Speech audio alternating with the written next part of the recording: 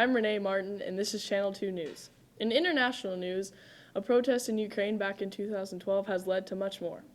According to BBC News, after the president of the Ukraine, Viktor Yanukovych, passed an anti-protest law on January 16th of 2014, there have been many more protester-policeman clashes.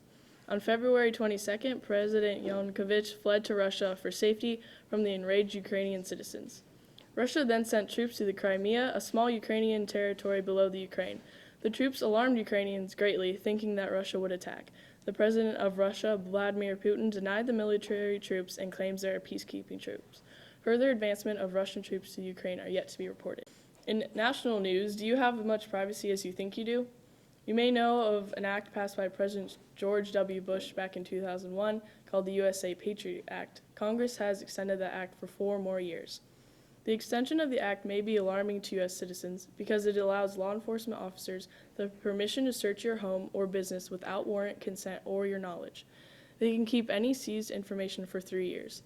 This is supposed to help with the capture of terrorists and the protection of U.S. citizens. It allows the FBI to search your phone calls, your mail, and your financial records without a court order.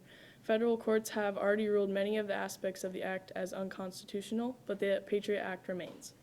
In local news, a Eugene man named David Taylor, who has already spent 27 years in prison, now has been accused of a second killing and faces trial.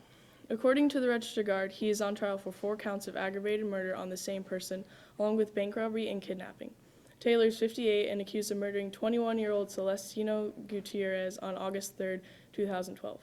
Taylor's partners in the crime will be witnessing against him in court.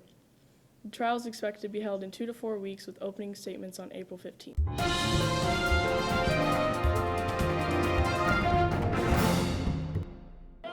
FIRST, an acronym meaning for the inspiration and recognition of science and technology.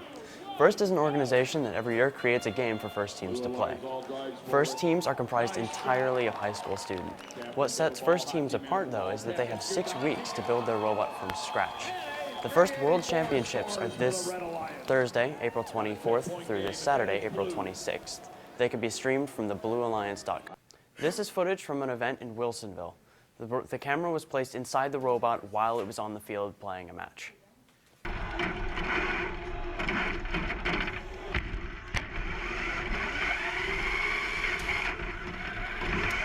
If you're interested in joining the FIRST team, the only one in the Eugene area is the South Eugene Robotics team from the South Eugene High School. For more information, visit sert2521.org. In North Eugene news, the Mr. North fundraiser was a huge success. Many students went to the pageant on April 5th and said it was very entertaining. Here are some of their responses. I thought Mr. North was very good. The pageant was very interesting and it was funny, which is good. And I think that Children's Medical Network is a very good cause because I know a lot of people who are premature and that really helped them and their families. The reason I did Mr. North is because of my cousin who was born a year ago with cystic fibrosis, and she's been in and out of Children's Miracle Network hospitals getting care to try and help her recover and stay healthy. And the pageant itself was amazing. It was one of the greatest experiences I've ever had, and I will never forget it. And it was a lot of fun, even though it was super crazy and chaotic. So when I went to the pageant, I didn't know what to expect at first, but when I went, I had a great time. I guess my favorite part could be the letters that the boys wrote to their mothers.